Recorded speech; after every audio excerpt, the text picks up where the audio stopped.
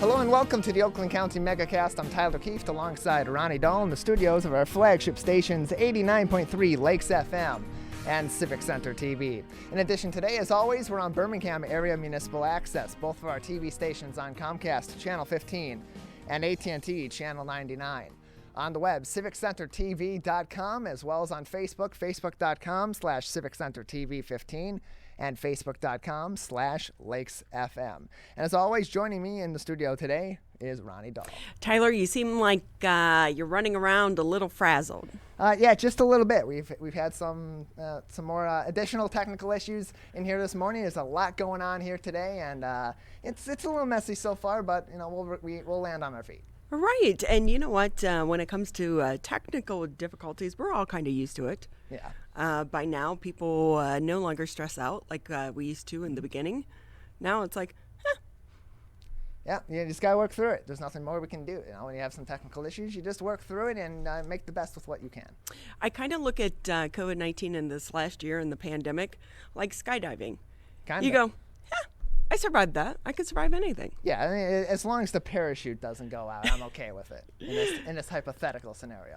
Hey, did I tell you, by the way, that I got my niece skydiving for her college graduation? Yes, I think you did. I think you said you were considering it the last we spoke on it, but you went through with it?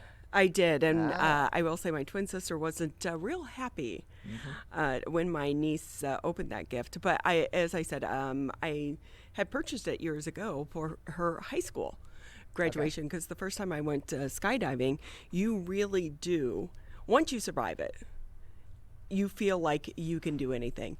And I just to clarify, it was a tandem jump. If I had to do it myself, I never, ever would have jumped out of the plane. But once you get to that edge of the plane, you're going. They're before you're like, no, you're out. Oh yeah, I mean once you're there and you're at a certain point, there's no turning back. They'll go. They're having you go, and then it seems like for a lot of people, and in a lot of situations where you're in a fearful position, so to speak, doing something that's outside your comfort zone. Once you kind of get over that hump there, it's fine, and you're just accelerated, and that's part of the thrill of doing something like that. Right, and then you feel like once you get safely on the ground, it's like I can take on any challenge that life throws at me. Exactly. It's inspiring. So COVID-19 has kind of been like that for so many people, with especially businesses. Mm-hmm. If you have survived the past year, you can get through anything, as we hopefully start to get back to normal.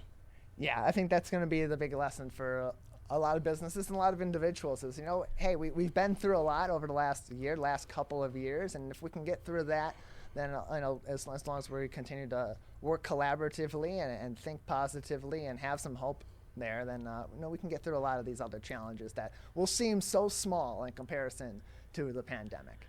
We hope so. Keep life in perspective. Yes. My niece, when she sent her thank you card too, her thing, I think the line was, Aunt Ronnie, thank you for your life perspective lessons. So I always tell them, it's all about perspective. Life lessons. It's all about perspective. And they'll laugh because the number one I always say to them is don't get a felony. Yes. And they're like, what? And I'm like, no, a felony will screw you up for life. Like, you yes. can't get an apartment. You can't get a job. No. Do not get a felony. No. It's good advice. I know, but they're good kids. So, but still, I'm like, hey, yeah, whatever. Hey, but we do have a great show for you this Friday. You made it to Friday. We did. It's been a long week. 4 days, but it's been a long week. I know, but hey, we had volleyball last night. It was fun. It really is amazing, Michigan's weather, because a week ago Thursday, we were standing out there on the sand volleyball court in Sylvan Lake at the community center, and it felt like it was March. It was so cold, and our feet were numb from standing in the sand. The wind whipping off of the lake, it was carrying the ball wherever, which kind of helped me for my excuses and my bad volleyball playing skills.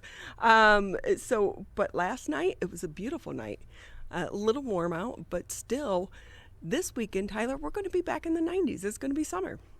Yeah, it's going to be really nice. It's going to be a really nice weekend. We're actually doing the graduation for West Bloomfield High School here on Civic Center TV on Sunday, and it's going to be a really nice day out there, nice and sunny weather, which is great in comparison to last year when they were going to have their graduation there at the high school on the football field, and it was raining, and they had to cancel the regular ceremony and instead do a drive-through graduation. So this year they'll have excellent weather out there and be able to have greater capacity. I think they're letting in 3 people per graduate, and they're doing 2 waves, one at 10 o'clock and one at 1 o'clock in the afternoon.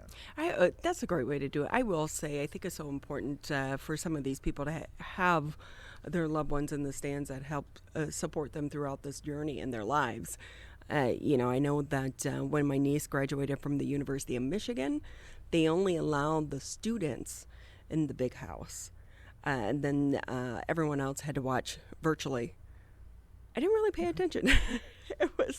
To watch it virtually just was not that exciting. I also didn't think they had very good speakers, especially considering what the school and the students have been through over the past year. Yeah, it's got to be a different experience for the parents and for the kids, and really all across the board. Doing a graduation ceremony that's either drive-through or virtual or some combination of both, because you're so used to that tradition, that rite of passage in life, that when you modify it, it's a completely different experience. And especially for those that aren't able to be there with their kids, with their graduates, and celebrate that moment and soak in that moment together, it creates a completely different experience. So I think it's going to be really nice. And I think people are going to feel even more fortunate and even more of the honor of having that opportunity this year, having been able to do things a little more normally than we have the last couple. Yeah, let's hope so. Hey, I'm going to jump in the headlines. Tyler is like not only multitasking over there, he's like quadruple tasking. I'm doing what I can. So instead of you having to pay attention, let's just go ahead and you try to figure out what's going on over there, and I'll just jump in to the headlines. Of course, the big talk yesterday, the Michigan Health Director is now standing by the nursing home COVID-19 death tracking numbers. Michigan Health Director Elizabeth Hertel told lawmakers Thursday she believes the state's tracking of COVID-19 deaths linked to nursing homes is accurate. But a key Republican said he wants the Auditor General's office to examine the numbers. The comments highlighted the continued and contentious dispute between the governor's office and her administration and the Republicans who control the legislature over the handling of long-term care facilities during the pandemic. Republican legislators argue the Department of Health and Human Services is undercounting the coronavirus deaths in nursing homes, but direct proof of that claim remains invalid, really, at this time. Michigan has relied on requirements that force long-term care facilities themselves to report COVID-19 cases and deaths. Providing false information could lead to a nursing home losing its license to operate. There are more than 400 nursing homes in Michigan. As of Thursday, skilled nursing facilities accounted for just over 4,200 deaths linked to the virus. That's about 22% statewide. As we know, we've had Charlie LaDuff on the show before. He, of course, is a longtime investigative journalist from Detroit, back here in Detroit, but he has also worked all over, including New York. And this has really kind of been a passion project for Charlie, trying to get to the bottom of this. And so I encourage everyone, he has a podcast, the No BS News Hour with LaDuff. So if you're in a podcast, listen to that. Or you can check out his articles as well on DeadlineDetroit.com, because there is so much more to this and how they were tracking the numbers. And one way being that at some point in time, they stopped tracking. And if you're counting someone that died at the hospital, basically what it says, where did you die on the death certificate, right? Well, if you were in a nursing facility, then you would... if you were transported to the hospital and you died there, it's getting counted as, passing away at the hospital, not at the nursing home where you were residing. And so that seems to be kind of the confusion in some of this information. It's going to be interesting to see how this plays out, because LaDuff is not letting this go. He has really spearheaded it. He filed a lawsuit, and this is where we are now. The Republican leaders are really taking notice. And I think the reason why this is also such a big deal is what if this happens again? We need to have new systems in place because we do know this has been a new virus, right? And it's been a learning curve for everyone as we go. Things have changed along the way. And it's okay. Just acknowledge it and then make the changes for the next time. Yeah, I mean, the fact of the matter is this was a novel coronavirus. We did not know everything we needed to know about this at the beginning of the pandemic. It was very much a situation where leadership, both in the state of Michigan, in the country, and throughout the world, were going on the best information that they had from their consultants at that time. So if mistakes were made and they cost lives, we understand that that's going to happen in a situation where there is a deadly virus out there. However, we need to know the extent to which each situation that could have possibly been mitigated in a different way and maybe had a different result that was less deadly or less detrimental to a certain population, we need to know what the true extent of the impact of COVID-19 was on our senior population in nursing homes, on other populations that were in skilled nursing facilities that were impacted by COVID-19, so that in a situation in the future where we may or may not run into something similar, we have a better idea of what works and what doesn't work, and more importantly, so we have the numbers correct. Our producer, Larry, just let me know that LaDuff is actually going to be on next week to talk about this. So that's great. So we'll get more of a perspective from him. And I know some people sometimes kind of question his journalistic ethics. As someone who has worked alongside Charlie LaDuff when I was at Fox 2, I can tell you there is not a more passionate and caring journalist within the Metro Detroit market, and he's very thorough when he gets on to a subject. Very smart guy as well. Some people just kind of question his tactics, but I can tell you it comes from the heart. So it'll be interesting to hear from him as well. Hey, the governor, though, did you catch her press conference yesterday? I was not able to catch it yesterday, no. I missed it, too. Oh, no. So the governor held a press conference yesterday trying to talk about how do we use all that COVID money to try to help our small businesses and our economy. So as Michigan slowly reopens, the governor rolled out a plan to use the federal COVID relief funding. She's calling it the Michigan Economic Jumpstart Plan. It focuses on small businesses and their workers. She's taking aim at raising wages, childcare, getting people the skills they need to get back into the workforce. The three-part plan targets key issues that keep workers out of the job market. First, it directs $300 million to help employees pay businesses $15 an hour. Second, it's going to set aside another $225 million to help small businesses cover costs and $75 million for startups. Finally, the plan is to allocate $370 million to help 150,000 families with free or low-cost childcare. I will say I always take issue with that word free. Maybe free to you, but it's not free because we're all paying for it with our tax dollars. Mm-hmm. Keep that in mind. According to the State Budget Office, there's still $22 billion federal dollars that still need to be divvied up here in the state after months of log-jammed talks in Lansing.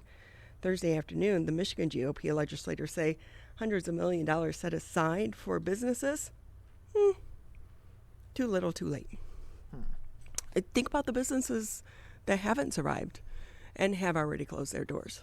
Yeah, it's a tough situation for them because they are not going to have access to this relief. They're not going to have access to this after the fact that may have, may be able to help them through whatever debts they may have in closing a business and being able to bridge those gaps in their life. Because even when a business is done, in many cases with these small businesses, people are putting their own personal life savings into them. And if their business fails, in many ways, it is also the end of all of their hard work over many years. And so having this relief be available to businesses that maybe were not able to survive the pandemic would also be extremely beneficial to regular people who are trying to recover their lives that were so horribly impacted by the pandemic. Yeah, it's got to be hard for so many of them to listen to these headlines knowing that none of that money is going to be flowing their way.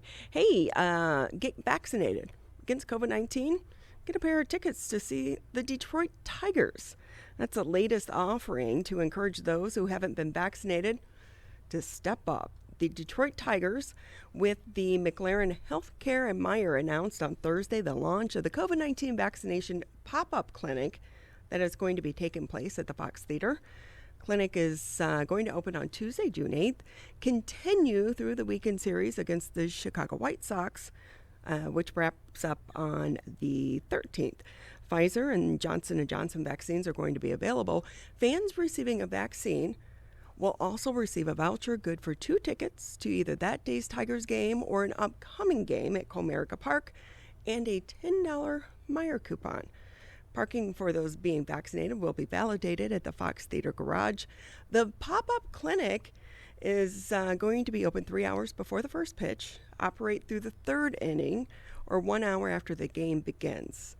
Interested fans are encouraged to schedule online in advance, tigers.com/vaccine, or by calling the McLaren COVID-19 vaccine hotline. We do have that number on our website, civiccentertv.com.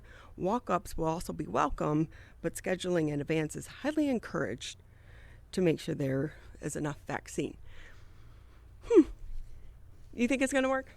I think it'll get a few people, but like many of these other incentives that are out there so far here in Michigan for getting people vaccinated, I don't think it's going to be a large draw that really is going to move the needle all too much toward that 70% threshold, Ronnie. Might be a little bit more incentive if the Tigers were better. That too. that would also help, yes. But hey, they're trying something, and I think Royal Oak today as well, by the way. I think I saw on the news is it 12 to 8 today? If you get vaccinated and then you bring your recently vaccinated card into the city of Royal Oak, you can get, I think it's like some type of like downtown dollars for $10, and they're calling it shots for shots. Okay. So that you can go to your local watering hole and get a free shot for getting your vaccination shot. Very interesting. Yeah, I mean, there's lots of incentives that are out there, and they're interesting, and they're different, and they're creative, but I don't know that they're going to be attracting so many people, even collectively across all these different incentives, are going to be so collectively impactful that they bring enough people to really move the needle forward on this vaccination process that's really hit a snag. I know that right now, obviously, the demand for the vaccine no longer such a big thing that we're running out of supplies. So the U.S. is going to be donating millions of doses of the vaccine supply to other countries. Yeah, and it's about time that's been happening, because even when the pandemic is not necessarily here in the state of Michigan or in the U.S., even when we're through the end of our vaccination process, we got to get the rest of the world there. COVID-19 will continue to spread and continue to mutate, and there's a non-zero chance and a significant chance in some cases that we could end up having a variant of COVID-19 pop up at some point if we don't get that under control that may be more powerful than our vaccine. And one thing we haven't really heard too much about, and maybe we should get someone on from the Oakland County Health Department, or I think we've had the spokesperson on before from the Michigan Department of Health and Human Services, to talk about the number of these vaccines that are going unused, because there's a shelf life for them as well. And that's one thing that we really haven't heard much about. Yeah, there is a shelf life for them, and if they're not going to be used, then they're simply going to waste, because these shots are meant to go into people's arms. They're meant to be stored for a limited amount of time in order to get them through the point where they are transported from one location to another location and then being provided to patients. And so, if patients simply aren't going to get themselves vaccinated at the same rate, we don't need to be having as many shots going into these facilities until we're at a point where more people are flocking to medical facilities or other facilities, wherever they may choose, to get vaccinated. So with that as a reminder, you can always get the latest headlines. Just go to civiccentertv.com, click on coronavirus. So with that, we'll take a quick break here on the Megacast. When we come back, the Friday edition, we're kicking off the show with a few laughs. That's right. Next here on the Megacast. Motorcyclists are hard to see. To keep everyone safer, it's important to always look for them and know where most crashes occur. 84% of motorcycle and vehicle crashes happen on streets, not highways. And most crashes with motorcyclists occur when vehicle drivers are turning left. So before turning, especially to the left, make sure you look for motorcyclists. Then look again. It could save a life.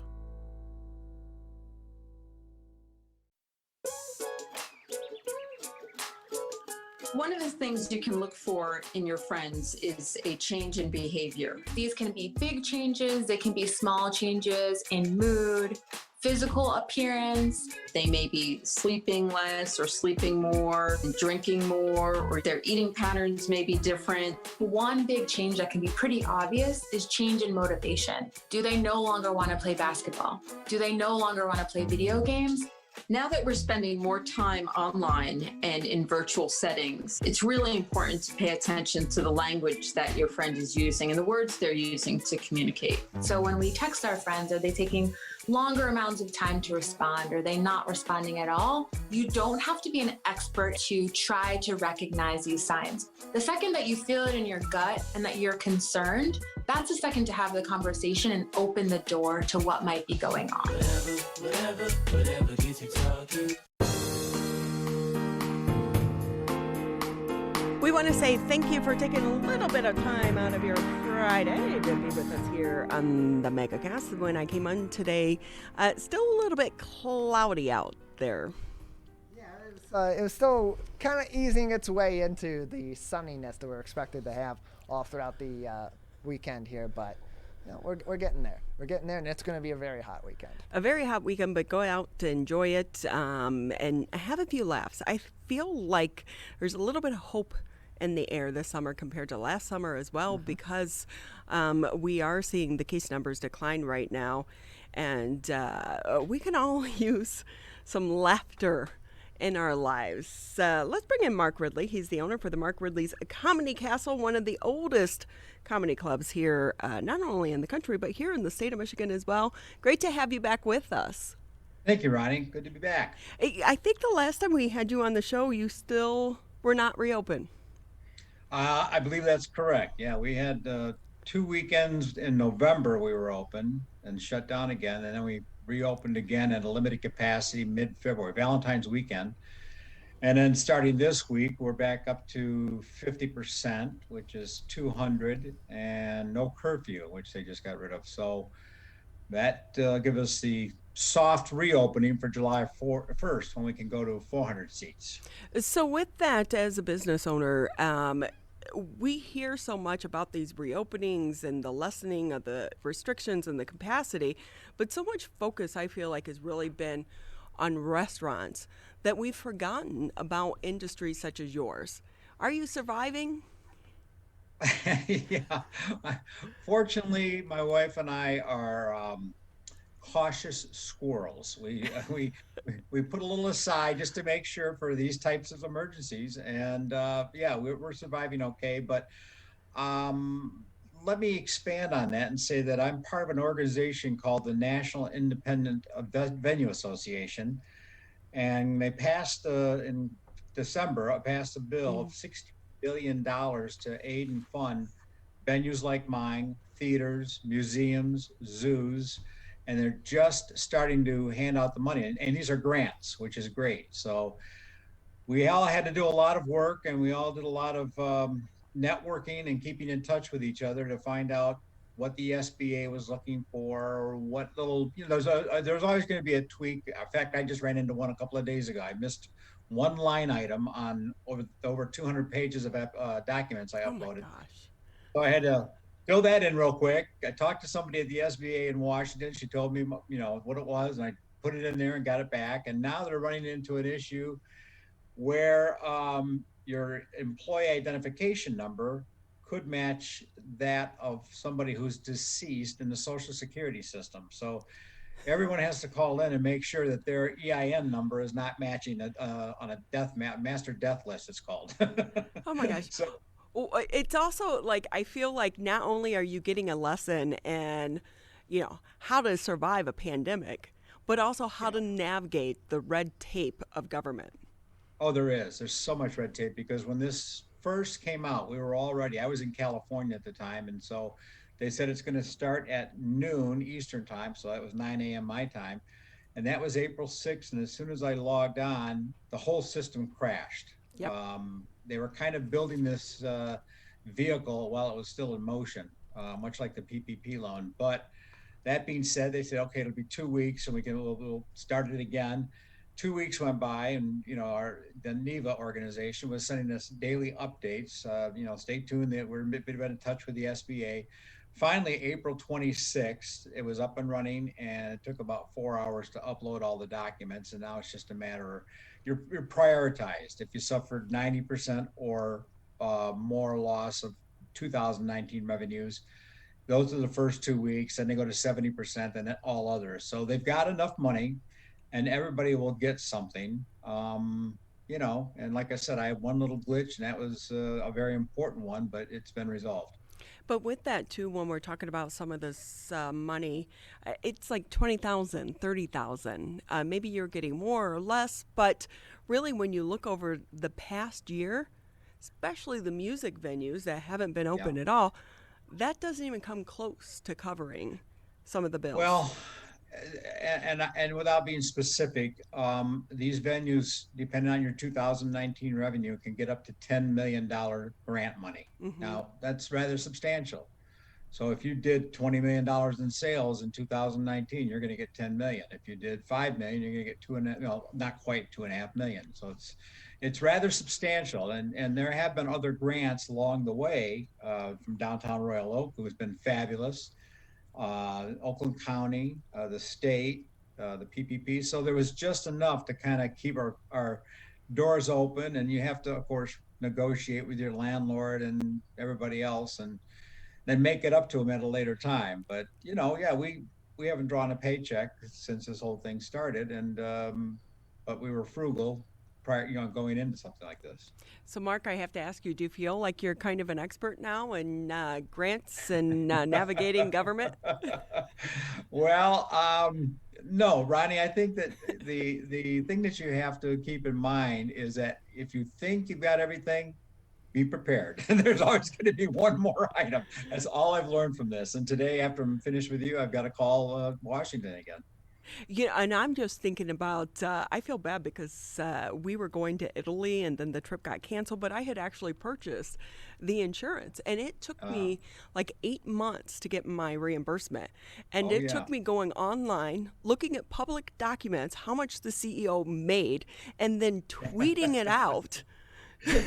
They were ignoring me, and so I started putting it on social media with his name and his salary, and then all of a sudden they gave me my little $2,000 back. Yeah, well, listen, I mean, sometimes you do have to really poke that nest and say, let's get going here. I mean, you may be okay with your salary, but to a lot of us, this money really, we need it. We still have mortgage payments and utility payments and everything else. Yeah, unfortunately, those don't stop when the revenue stream stops. And with that, though, Mark, I was lucky enough to go there a couple months ago. My girlfriend was performing, and so I went to support her. And I will say it was a great experience. Like you said, limited capacity, but still, it was nice to be back into a room with other people and just laugh. You're right. I mean, it's since I've been back, I went over for 3 days, and of course we're still limited. I'm going back over. I live on the other side of the state, so I shuttle back and forth when necessary. The beauty of this business is I can work from anywhere, because right now I'm booking acts, and my headliners are booked out till March of 2022. So I want to be back over there. They're moving all the tables and chairs up today and tomorrow back into the showroom so that we are ready for July 1st, because starting in August and September, I'm bringing in bigger names, and we need the 400 seats to do that. So with that, again, Mark Ridley with us here on the Megacast. He's the owner of Mark Ridley's Comedy Castle, located here in downtown Royal Oak. And kind of give us a glimpse right now. What is it like for you to try to be able to book some of these acts? Because as businesses and clubs are starting to reopen across the country, are these acts getting booked up? Well, yes. interestingly enough, Michigan we all have a set of rules and standards and things that have to be done. So Michigan is kind of behind like Ohio and Arizona and some of these others. I know my sons live in California, so they open up June 15th, next 11 days. So we have to, when I'm speaking to the agents or the comedians themselves, I go, look, this is the way it is now. And you know how my past is, so I'm not going to continue to keep doing this. So as we do better, you're going to do better. But a lot of them just want to work. I mean, that's the bottom line. I mean, the alternative is to sit home and make no money. They're all independent contractors. So, yeah, it's been very, very tough. And everyone thankfully has been flexible and working with me just so that they get paid. I get some business, just to keep the doors open. So it's worked pretty well. It's a nice symbiotic relationship. That's good. We were actually speaking to a person last week, and she does events, and she picked up and moved to Florida because they were open before we were. And she's like, I needed it to survive. Absolutely. And I think you're going to see more of that. I looked at the number of venues that applied for this grant, and it's roughly 14,500 throughout the United States. And that's far below what they thought we were going to. I know of a couple of people who did not apply because they were so solid in their revenue that they said better that somebody else gets it. We're okay. That's great that there are business owners out there that think like that as well. Yes. Mark Ridley with us here on the Megacast, and I will say the night that I went, it was all local people. And I like that because we have a lot of talent here in the Metro Detroit area. Funny you should say that. Because I'm involved with a lot of comedy club owners around the country. I mean, it's a small network. There's maybe 200 clubs throughout the whole country. But that being said, we do a lot of things in Los Angeles. We do the Detroit to LA comedy competition. So I will set up, whoever the winner is gets to go out and showcase in about 4 or 5 clubs. And in years past, I've received phone calls back going, my gosh, every time you send somebody out, they just destroy the room. And he said, what's in the water there? I said, well, we're Michigan, we're Metro Detroit. I mean, it's just, there are standards. And I think everybody's just wanting to make that next level. It used to be, Ronnie, where, your goal when I started the business was to be on the Tonight Show. That was it. It was just the Tonight Show. Yeah. Now so many opportunities for comedians that they're working that much harder so that they can become a producer, they can become a writer, they can, and they can be on Comedy Central, or they could be on, some other national cable shows. So the opportunities are becoming better for a lot of comedians. So they're working harder here. And also with the night you saw, I believe it's 16 comedians I have on open mic night. Well, over 60 comedians sign up each week to get on that list. Wow. So that's an idea how many people are trying to become comedians, and some are doing very well, others are just okay. Yeah. It's kind of like their side thing. It's a hobby. It's something they get out and they do. Well, for some. Yeah. For others, I've known quite a few people that have given up very lucrative, good day jobs to become a full-time comedian. One, as a matter of fact, was just ready to graduate from medical school, and he gave it up and decided to become a comedian. Now he's a big producer. Wow. Think about that, right?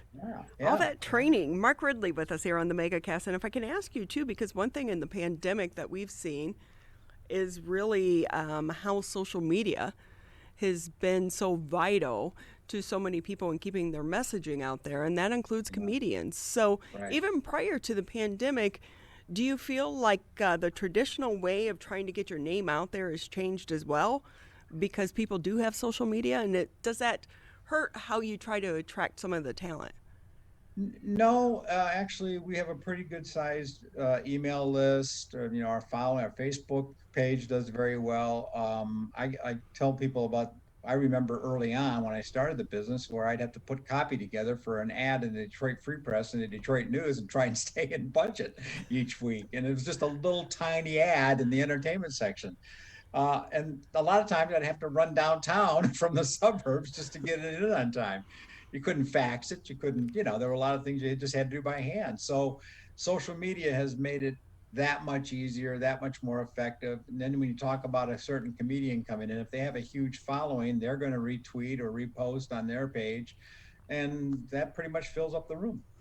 Yeah, I will say, Mark, too, I violated the rules because it says no pictures. I didn't record, but I took a picture of my friend up on stage just to kind of, because I have a few thousand, 10, 15,000 followers. Yeah. So, I wanted to give her some love, but also let people know that the comedy club was back open. Yes, and that's fine. I think a lot of that harkens back to the days when people would bring a camera and they had a flash.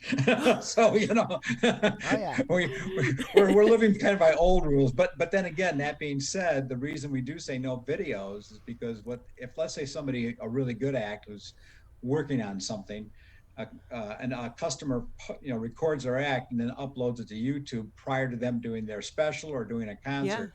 That's why we really police that. Yeah, it's stealing, in a way, their material as well. And exactly. For me, I just made sure it was pictures just to, like I said, give her love, but give you guys love as well. Just not even a misdemeanor there, Ronnie. Don't worry about it. See, I'm good. See, life lessons, right, so Tyler. Exactly. Just like just like the advice you gave to your niece. No felonies. No felonies. They always laugh at me, Mark, because I'm like, life lessons. I'm always like, life lesson. And their number one saying is, we know no felonies, Aunt Ronnie. I'm like, exactly. Very good. That's a good life lesson. So with that, Mark, as well, do you anticipate this is going to be a very busy summer? Because I do feel like this summer we don't have the restrictions kind of hanging over our head of closing down again.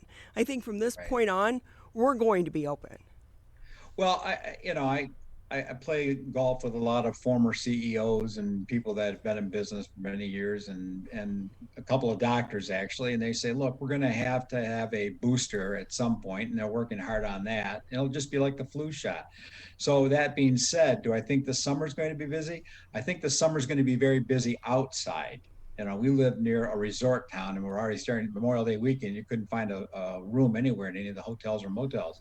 So it'll be a busy summer, but going into the fall and winter in Michigan, I think that, and this is based on my survey, we're going to see a lot more customers coming back inside to laugh. And not to mention that's when I start having the really big names too. So with that, any big names that we should try to get tickets to now? Well, we're on the verge of doing the just announced because we had to make a transition. I can mention names, but you can't get tickets yet. But I've booked David Tell, Kathleen Madigan, TJ Miller. I'm just trying to think of some of Sam Morrell, who has like 9 million views of his YouTube special. There's been, there's quite a few. I mean, and I'm still working on negotiating. In fact, later on today, I'm talking to another agent. He handles John Lovitz and Rob Schneider, who come in and do a Sunday for me. So, it's just a matter of working out the details. There you go. But I will say, too, it's always great to go in and support the local acts because some of the comedians, they have great stories behind them as well. And their acts are kind of all over to reflect their life and their experiences as well. So it's good therapy for them. Definitely. Mark Ridley with us here, Mark Ridley's Comedy Castle. Anything maybe you want to share before we let you go? Just check us out at comedycastle.com. Follow us on social media, and don't be afraid to sit in the front row and laugh. That's exactly. Fun. I was front and center. Yep, there you go. So with that too, Mark, so many stories you must have to share from your experiences throughout the years. But going forward, what do you think is ahead for you? Well, I've had a few people ask me if I'm retired or out of the business. And I said, no, I mean, I'm not on location like I used to be. I'm always working. I watch videos at 6 o'clock, 6:30 in the morning. I'll continue to do so and try and keep my finger on the pulse of today's comedians. I mean, things, just because I like a certain comedian doesn't mean it's going to translate to my general audience. So, and vice versa. So you just have to, that I'm continuing to work on bookings, and I'm trying to get that all finished so that I can relax during the winter months. Well, that's great. I will say, if anything, the past year has taught us all that we can work very well remotely, Mark. Absolutely. And wish I would have bought a lot of that Zoom stock early on. Don't we all? We all say the same thing. Yeah. Mark, yeah. it's been great having you. And again, we Thank wish you you. continued success. We're so great to see that you have survived this pandemic, because we need laughter, I think, after last year, more now Absolutely. than ever. So thanks That's for right. bringing us the laughs. Thank you, Ronnie. Appreciate it. Take care. Mark Ridley with us. Mark Ridley's Comedy Castle. Please take time to continue to support our local businesses as well as the Comedy Castle over there. It's a great night. He has a good staff over there. You know, they bring you food, but also you can have a lot of laughs as well. With that, we're going to take a quick break here on the Megacast. When we come back, we'll shift. I was going to make some type of segue about laughing, but it's politics, you know. So There's no we won't. laughter in politics. We Nothing's funny about that. We won't do that. With us, our good friend Ryan Berman will be joining us next here on the Megacast. Can I ask you a question? Why did you get your kids vaccinated? It was hard for them to social distance, to be isolated from their friends. I want them to get back to school and sports games. So as a pediatrician, I recommend the vaccine to everyone I know. The boys lost a former teammate and classmate who was only 20 years old. It's been a devastating year. We want to get back to normalcy. Our daughter is really looking forward to being with her friends, being a kid. Can I ask you a question? Why did you get vaccinated? I'd like to go to these school dances and spring break to have fun. I want to be in person for college next semester. I want to get out of this pandemic. I wanted to protect the people around me. Why did you get vaccinated? Because I'm really looking forward to hanging out with my friends. I just want to go to a show, dance around, not have to worry about anything, feel like I'm free again. So we can not miss out on the best years of our life.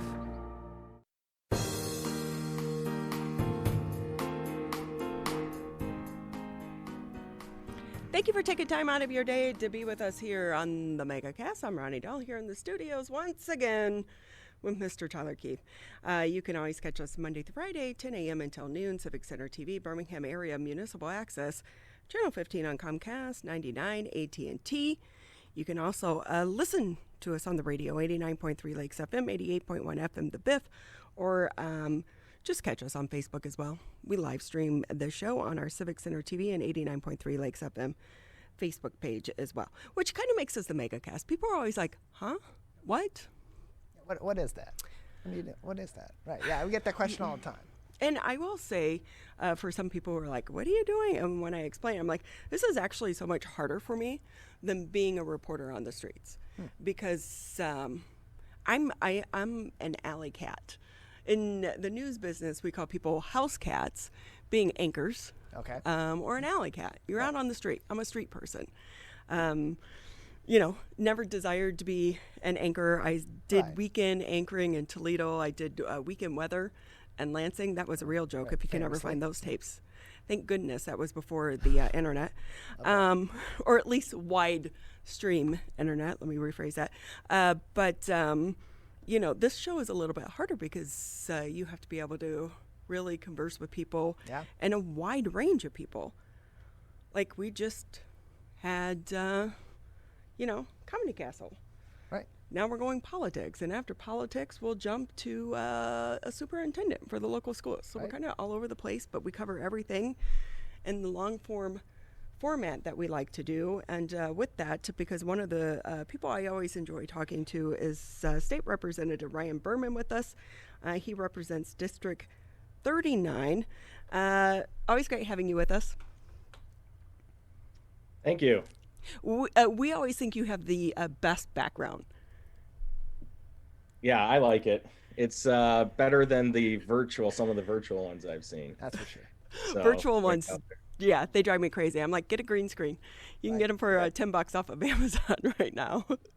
You know what? Zoom is great, and you know, you're saying with Mark Ridley about the Zoom stock, but also, you know, you have meetings over Zoom or meetings in person. At least in person, you know when it's starting. You know when it's there. You get some technical difficulties sometimes, and it's like, all right, is Ronnie talking to me yet? You're doing your thing over there. I don't know when I'm going to be popped on, and it's like, better not be looking away, picking my nose or whatever, and all of a sudden there I am. I will say, Ryan, talking about that, because as you know, I was the PIO for ATF, and I was always trying to tell people the news conference doesn't start when you start speaking. It starts when you're standing in the sidelines, you're walking up, you're hanging out. Don't laugh. Don't be doing this, that, and the other, because the live stream always starts early. So, you know, stations will always live stream on their Facebook page or their website. And so they set it up early so that, you know, they can test any technical difficulties and this, that, and the other. You wouldn't believe how many people have been busted doing stupid things and saying stupid things in those moments ahead of time. You know, it's all those hot mic moments. You don't necessarily know it's on. If you don't turn it on or control it, you know, you never know. But that's one thing they teach you. It's like, always assume that people are listening or recording when you're out in public or even in private. Especially now. Right. You know, every camera or every phone has a camera now. I always laugh when I go somewhere like a courthouse and they're like, your cell phone is allowed if it doesn't have a camera. I'm like, well, I'm not 100 and I don't have a flip phone any longer. Yeah. Even our old flip phone has a camera. No, exactly. I mean, and that's a thing too with our courts and having a different patchwork. You go to one court, they're allowed. Another court, they weren't. Some courts have security and like tight, like if you're going into an airport, and some you're anticipating it and there's like no metal detectors, nothing. And I mean, that can segue into a bigger problem with our court funding and things like that, but it wasn't an issue I was anticipating discussing today. I know, but if we can kind of jump into, because I do know I was on your website a little bit earlier, and I know one of the things you are looking at is making court documents accessible to everyone, because like you said, it is a patchwork of information out there. Like right now, I am working on a side project that we'll announce later, but I have to dig through court documents because some courthouses are really good about putting things online, others aren't. Which ones are open for you to go in and dig through the documents? Which ones can you not? Where can you go? And so I think it's great what you're proposing is trying to make these documents more accessible to everyone.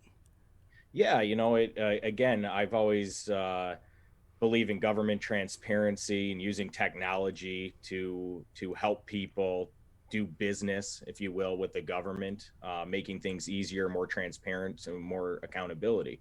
And one of those is my bill to have courts, again, like you said, there's a patchwork. Some courts you can go online right now, and even in the district courts in our area, the 52, 1, 2, the different Oakland County district courts, you can go online and look at the register of actions to see, hey, look somebody's name up, if there's a lawsuit, when the next hearing is, what's going on in that case. But for example, the 48th District Court in Birmingham, Bloomfield Hills, you have to go in person to look at the register of actions. And especially with COVID and doing more remote work, things like that is, hey, why can't they just flip the switch and go from intranet to internet and allow that register of actions to be accessed online so you can sit at home and don't actually have to drive and go into court to look something up. I think it would be a big help for attorneys, litigants, and even the general public. Again, trying to standardize this, but making things more accessible. So what my bill does, it says that you do, one is that we have a statewide e-filing system that has been in a pilot project where a few counties were using it. Oakland County was one, and they keep adding more counties. And so that's for, again, if you want to sue somebody or an attorney filing documents, you file it online through this portal, and it's through the My File program, and it gets sent right to the clerk's office, and you don't actually have to go in person to file these documents. And what I want to do is standardize that to have every county be online, every court be online. And the time frame was having every county be online by 2029. I'm like, it just doesn't make sense to me why it would take that long. Why just, flip the switch? I mean, because it's been working on for years and getting the any type of bugs or kinks worked out. And one of the biggest factors always for anything is saying budget or money. Mm-hmm. So what we did is say, hey, what would it take? How much money would it take to, whether it's servers or, whatever is needed, storage capacity, bandwidth, what is needed, how much money? The state court administrative office gave us a number. It was something like $7.5 million. I got it put in the budget and said, all right, we want this online by 2023. And so that's what this bill is really doing is fast tracking, if you will, but accelerating the implementation of this MyFile program.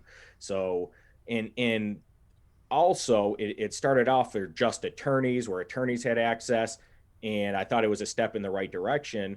And where I wanted to be is giving everybody access. And a lot of my colleagues were like, yeah, why don't we just make it everybody now? And I'm like, I'm absolutely for that. So we substituted that language for, instead of just having attorneys allowed, to have everybody being access to this, to look at court documents, which you're able to do now if you go in person to the court. So what this bill is doing, what this initiative is doing, is allowing you to do it from the comfort of your own home, which other states are doing. Florida, a lot of others, and even the federal system, you can do that. You have to pay a fee of 10 cents per page federally, but they're trying to remove that if you go over a certain amount of pages in a period, and they're trying to remove that barrier as well. So that's what this bill is doing. And right now in Oakland County, you can go online in the Oakland County Circuit Court and you can see what was filed, but then you have to pay $1 a page to have it sent to you.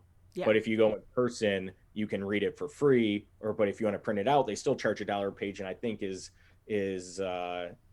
still burdensome and overly costly. So I'm just trying to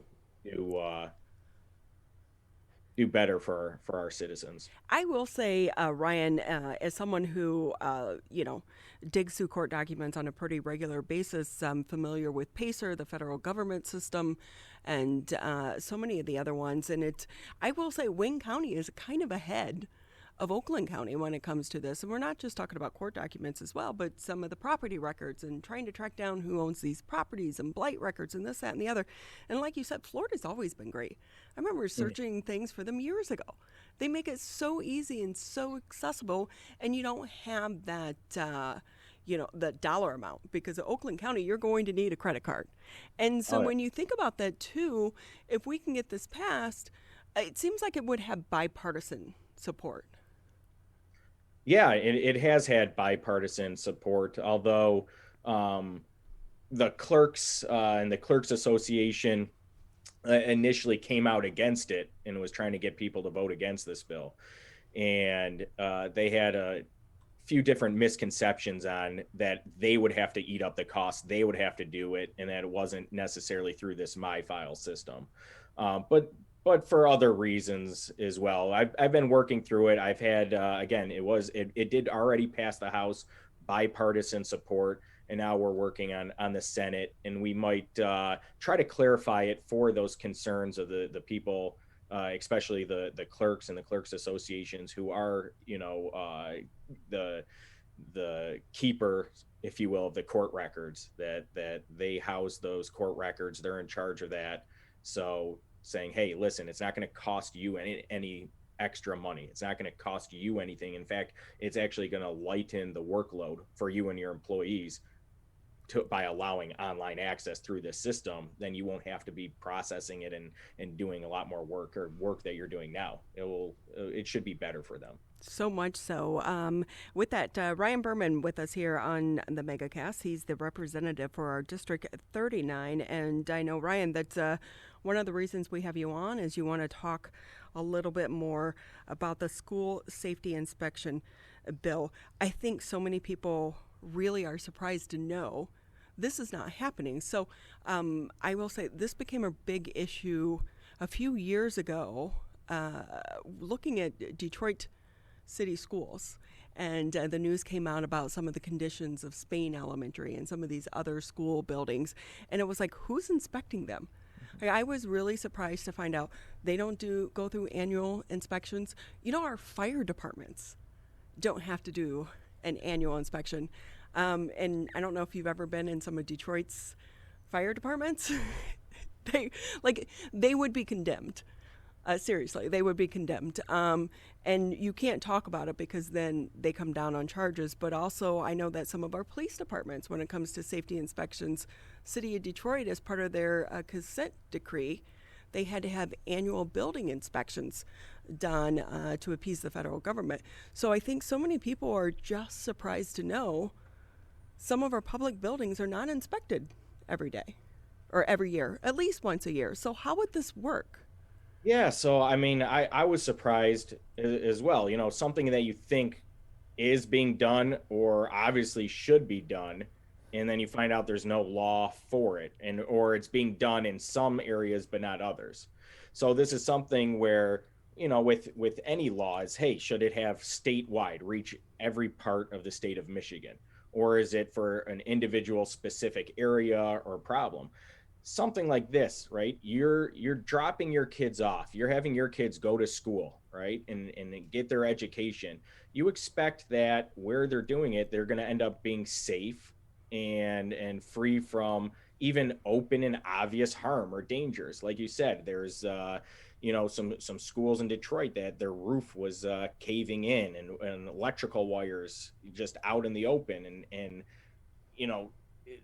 their gym floor was rotting and all that. You couldn't even open the doors. You can't even go in that area.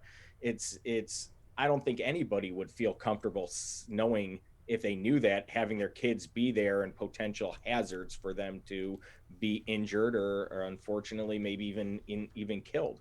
And that's what happened. The impetus of this bill is and it's named after Liliana Kerr. Tabitha Kerr is the mother of Liliana. This is known as Liliana's Law. She was at a Head Start program in Dearborn where a table that was recalled and supposed to be removed years prior fell on top of her and struck and killed her. A tragic accident. And it's not the only time this has happened in Michigan. A ping pong table fell on a boy years ago, struck and killed him. You have flagpoles that were rusted, fell and killed individuals, and other type of incidents like that. And you think, well, hey, who's overseeing this? And that's one of the problems we have in our society of thinking, oh, it's somebody else's job. Mm-hmm. Oh, you see something, and it's not necessarily your problem. It's the janitor, the custodian, whatever, the principal, they'll take care of it. And they just think, and it's assumed it's somebody else's job or they don't have to do it.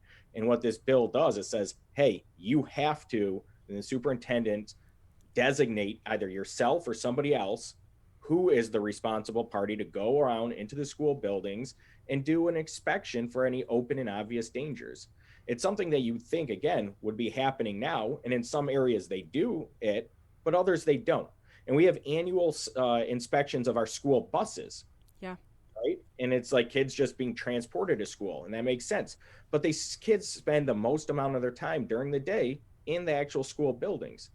And I guess there's inspections, I found out through this process, of just bleachers or just something else. But there's nothing to say, hey, go from over here and just take a walk around the school and see what type of hazards there are, because there are hazards. There are things that, and especially through the pandemic with COVID, you have now new plexiglass barriers, other type of things like that, putting other barriers between rooms or areas in schools.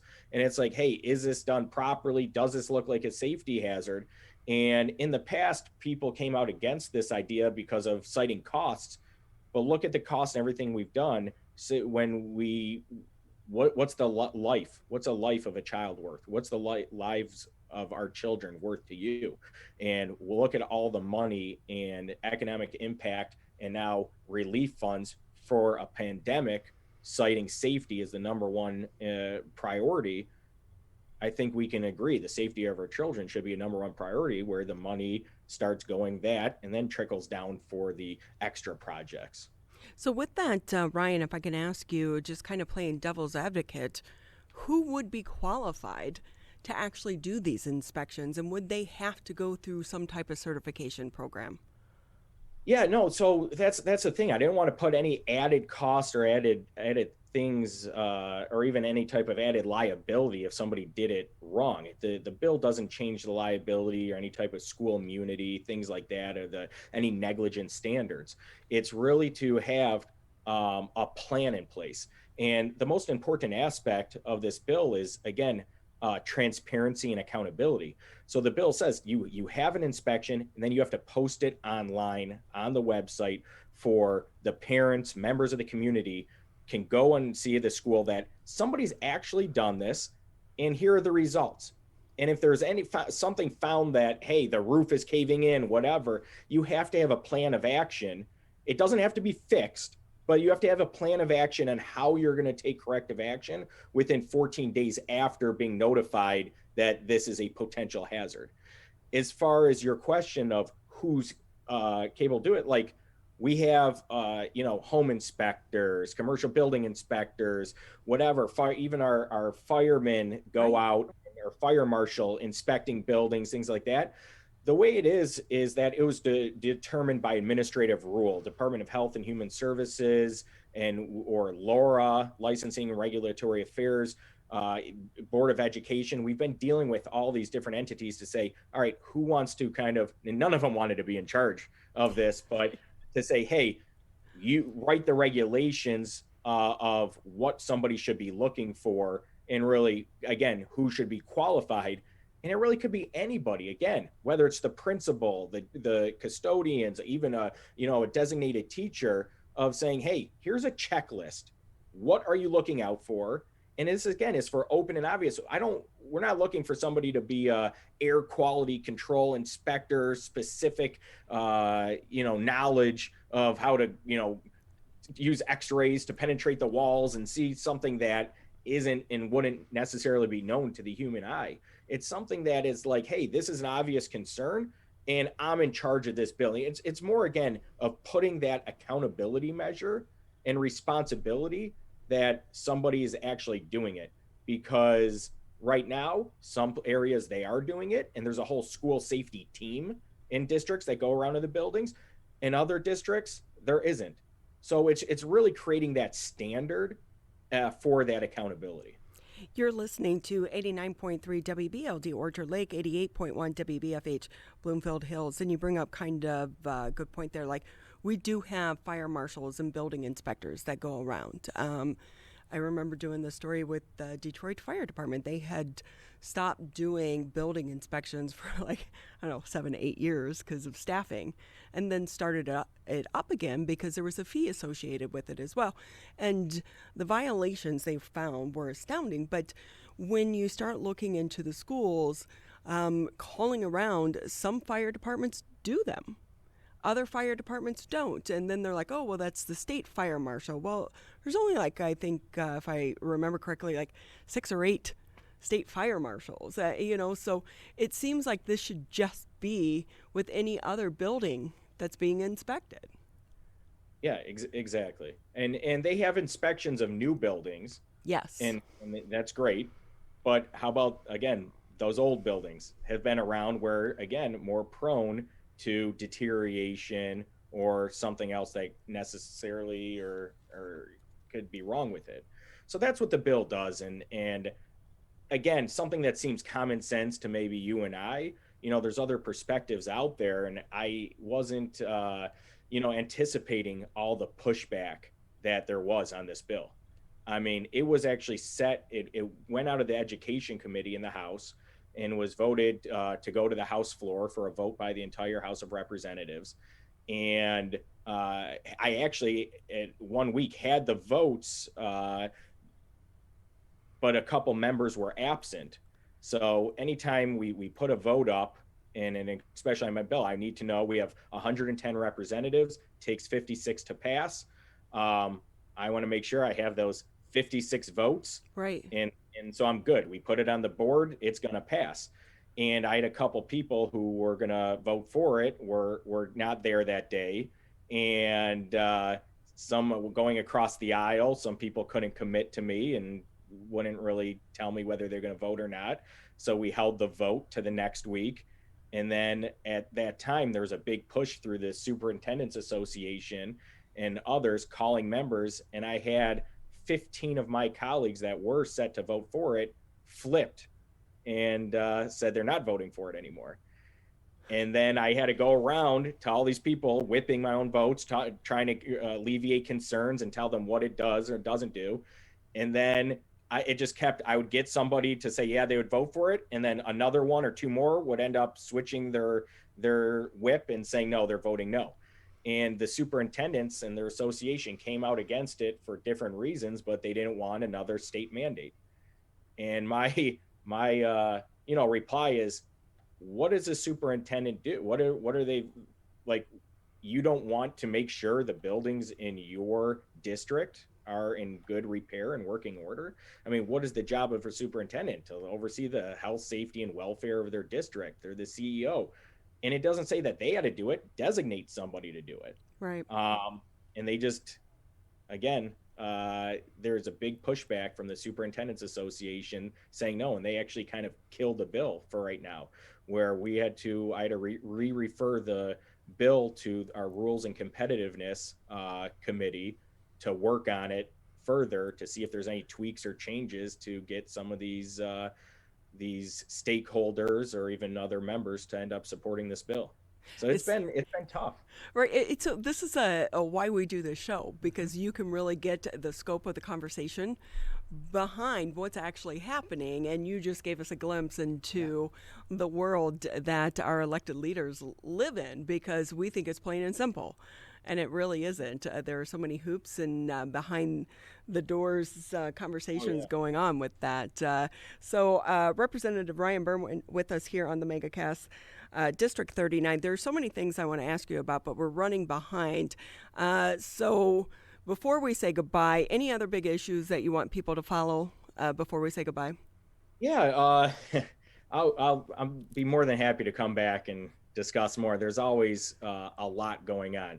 I have a couple other bills, consumer protection bills, that will be coming up soon, hopefully. There's been a little pushback on those, but I'll discuss those next Megacast. An interesting one for our listeners, though, that has been getting some national attention this last week is a bill that I introduced to mandate police officers have grappling training. So it's based off of really my background and what I've seen in other places going forward to cut down on use of force and excessive force incidents that most police officers have never even been in a fight before they end up becoming a licensed police officer. So once they do get in a physical confrontation or altercation, a lot of them don't know how to handle themselves properly or don't have the confidence in their abilities, and they're quick to pull out their taser, pepper spray, baton to use that type of force that sometimes isn't necessary. It may be reasonable, but it's not necessary for that situation. And so what my bill is trying to do is to give them the tools to have them in their toolbox, to have that confidence and ability to safely handcuff somebody without having to hit them 15 times, right? And I have numerous examples and stories of using my wrestling and jiu-jitsu training as a reserve police officer, even in court as an attorney. I had to help subdue somebody who was going through court security one time and got in a fight with the court security guard. And they were about to tase him, and I ended up throwing him down, putting his hands behind his back, and handcuffing him with the officer's handcuffs. It's a longer story again. Right, I like that story. But you've been a great supporter of law enforcement, and a lot of it's like you said, it's training. And I think that's going to be even more important going forward, because we know every law enforcement agency, doesn't matter if it's state, county, local, or federal, they're all struggling right now to hire highly qualified people. And so training such as that is going to be vital, I think, going forward. Yeah, so the House, and I was luckily our speaker, Jason Wentworth, is an ex-law enforcement officer. He was in the military police and has served as a deputy in Florida. I serve with Representative Mike Mueller from Northern Oakland County, Southern Genesee, was a Livingston County Sheriff's Deputy, retired. Bob Bazat, who is from ex-sheriff of Livingston County, T.C. Clements from downriver, ex-law enforcement. So a coalition of us got together, and because of these concerns, and it's hard to find law enforcement officers, we introduced a House plan. Again, instead of defunding, it's putting more funds to help train, recruit, retain police officers.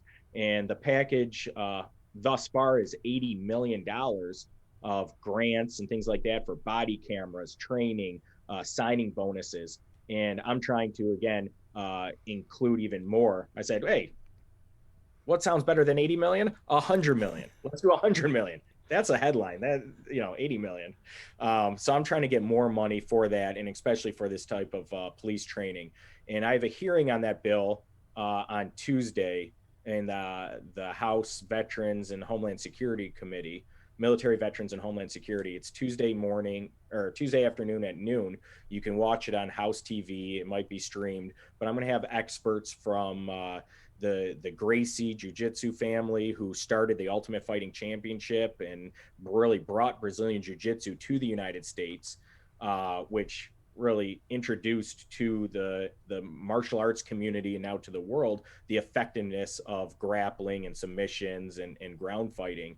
They're going to be testifying by Zoom. I have a Marietta Police Department in Georgia, the only one in the country who has implemented this type of training, to give their statistics and data where use of force complaints have gone down, workers' comp claims have gone down, overall confidence and morale have been up in their department by instituting this grappling training.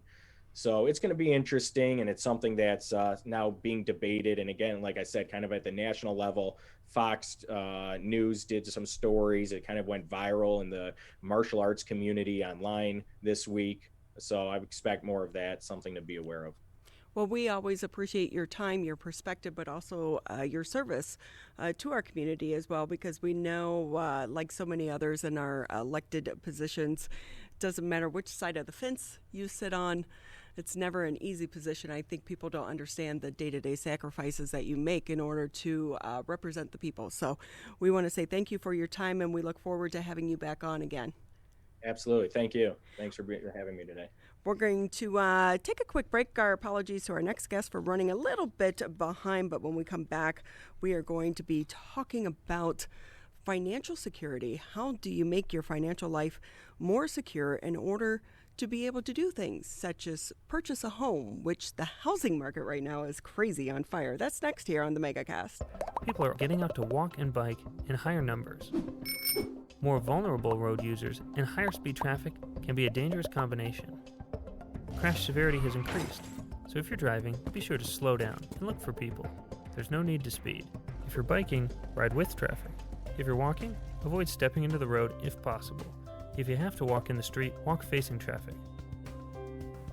Learn more at walkbikedrivesafe.org.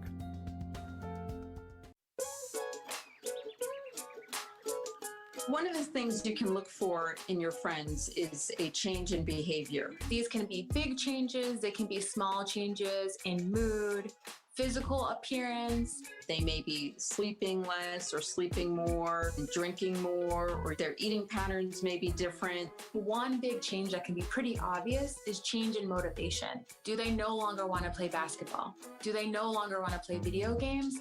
Now that we're spending more time online and in virtual settings, it's really important to pay attention to the language that your friend is using and the words they're using to communicate. So when we text our friends, are they taking longer amounts of time to respond? Are they not responding at all? You don't have to be an expert to try to recognize these signs. The second that you feel it in your gut and that you're concerned, that's the second to have the conversation and open the door to what might be going on. Whatever gets you talking. Thank you for taking time to be with us here on the Megacast. Tyler, Well, I know that you live in an apartment. I Yes. don't know if you've been looking at the housing market, if you're considering buying right now. I have not, no. And part of that is because of this crazy housing market. Right. I have a girlfriend that's looking right now. I'm like, wait. Yeah. Do not buy at the top of the It's market. insane. It is so crazy right now. It's a seller's market, but you have to remember a lot of people selling also have to buy. Mm-hmm. So, but with that, there's so much going into how do you prepare your finances in order to even become a homeowner and have that security in your financial world. And I really wish that they started teaching this in our schools, starting at like elementary, junior high, high school. We used to have home ec and shop back in the day. Yes, I feel like they really need to put financial classes as part of the education at a young age too, right? But one person that's been helping so many people here in Metro Detroit get on a solid financial footing is Laltsha. Is it Laltsha? You have That such is a great correct. name. Where did your name come from? I love that. My mom. We've done some research. We couldn't really find where it started from, but I guess my mom just liked it, and so that's what she named me. That is so great. See, it's so much better than Rhonda May. I know. And worse yet, I have a twin sister, Wanda Kay. Wanda's fine too. But it's a great story, and you have a great smile to go with your name to make you stand Thank up. you. Laltsha Cunningham, she's the financial capability supervisor over at JVS Human Services. Been a little bit crazy for you guys right now? Absolutely, absolutely. The housing market is really booming right now. And as you stated earlier, not necessarily a buyer's market, but yet a seller's market. But again, when the sellers are selling their homes, they still need to buy somewhere else. So it's definitely an interesting time. And especially we're just coming out of not really coming out, we're still in it. We're just starting to get back to a little bit of normalcy. But purchasing in a pandemic, it's definitely been challenging for a lot of our participants and clients. And because there's so many different things and so many different layers that go along with purchasing right now. Yeah, so I remember way back in the beginning, people weren't doing, showings. You weren't going into other people's homes. You were maybe doing things virtually, and the market really kind of slowed. And then the interest rates became lower and lower and lower. And now it's crazy. But for someone that's buying for the very first time, what advice do you give them? They need to do a lot of homework. They do. They really do. And so the first advice we need to give to our potential home buyers is really learning how to manage their money and create a budget first, because that's really going to tell them what they can really afford to spend. And so after they really determine what they can afford to spend by using their budget, we want to tell them to shop around. There is a lot happening, in the market as far as, the sales prices on the homes. And so we're really encouraging our participants to shop around. There's a lot of instances where some of the sellers are asking for the sales concessions, but then some sellers are asking clients to pay a little bit above what the house is worth. And that's what we're seeing a lot happen right now. And so again, I want to really stress that it's important to definitely shop around, but also to know when it's maybe not time for you to buy. I think that because of the rates are really low, and I think they'll be this way for a little bit, but I think that excitement of thinking about how low the interest rates are is really pushing people to want to purchase right now. And so we don't want to stop them from purchasing, but we want them to do it in a responsible way. Yeah, and we should point out too, when you're trying to look at your finances, it's not just what you pay monthly in your rent, because that's great. Because guess what? When you live in an apartment and the hot water heater goes out, you call up the maintenance guy. Oh, yeah. Definitely. When something floods, you call up the maintenance guy. It's not like that when you own a home. So there are so many more factors that you have to add into that monthly budget to help prepare you for those unexpected homeowner surprises. Yes, and those are some of the things that we teach as well, is really having our clients to think about what are going to be the unexpected expenses. And like you said, you don't have that landlord anymore, you become the landlord. And so it's important that you have an emergency budget to really pay for those home repairs. And then also in really when the participants and clients are looking for a home, it's important that they seek a home inspection prior to really signing the mortgage, but also they can have a clause put in the purchase agreement to make sure they have that home inspection and see what the home inspection comes back at, because the home inspection is really going to tell you a lot about the home. Most of us can't see these things with the naked eye. We're not skilled in that area, and so we want to make sure that when our clients are purchasing, that they are purchasing a house that is really going to be in their, good for them. It's in their best interest to buy the home, and they won't have a ton of repairs, when they first move in. Laltsha Cunningham with us here on the Megacast. She's the Financial Capability Supervisor over at JVS Human Services. And talking to you, I feel like everyone should go through your class because, I've had nightmare stories of people that have gotten into these homes, many of them on land contracts, and then they really get stuck. And when you start looking at that fine print, they don't have a lot of recourse.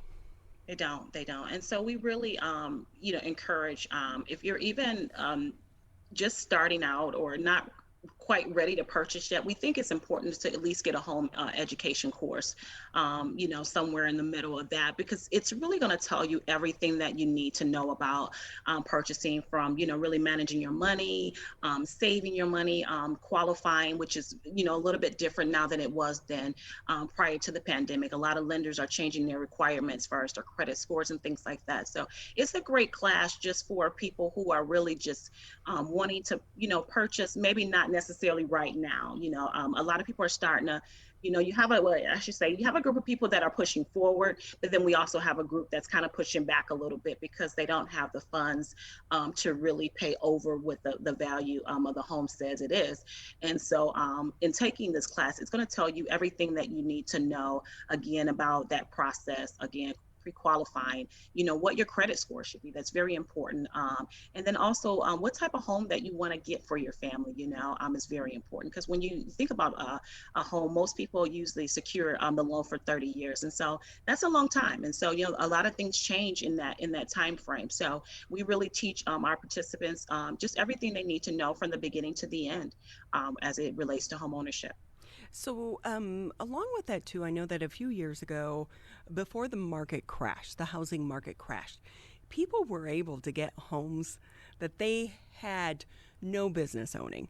They did Absolutely. Not have the means to be able to support some of the loans that they were getting, and you were putting down like $10. Is that still the case now?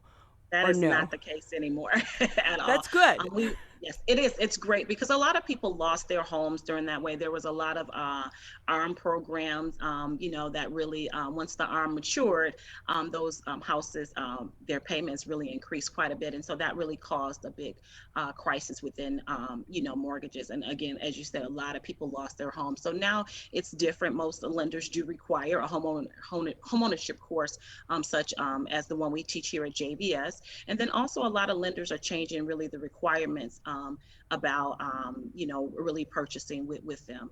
And so it's important to really work closely with your lender to find out what the requirements are. But also to, again, it really goes back into that budget. A lot of people took those mortgages and they didn't really take time to factor what the cost would be into their budget. It was just a situation where you could, like you said, pretty much get a mortgage very easily. And so some requirements and restrictions had to be changed in order to do that. And again, going back to that homeownership course, that's going to certify that you understand more about the house homeownership world than they did before. And that was another reason why the mandate was really put in to have participants and potential homeowners, shall I say, take a homeownership course to really learn, because a lot of them just was misinformed.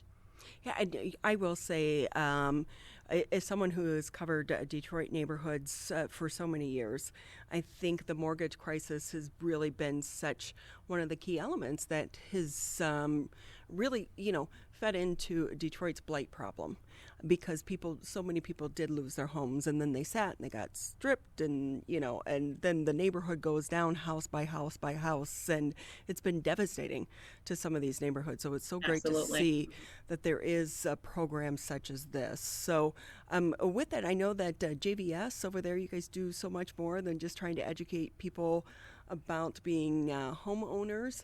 What other programs do you want people to know about? We have again, money management goals.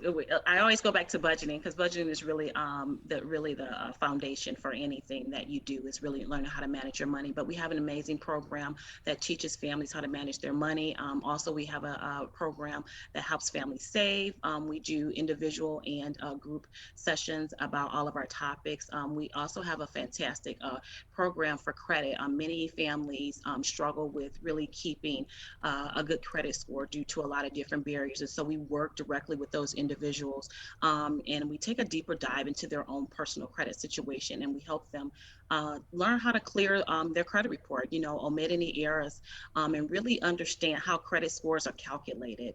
And those are really some of our biggest programs. That's great that you're doing that. I remember talking to a father on Detroit's East Side, and he was recently released from prison, starting his own business because he is a convicted felon. It can be hard to get a job.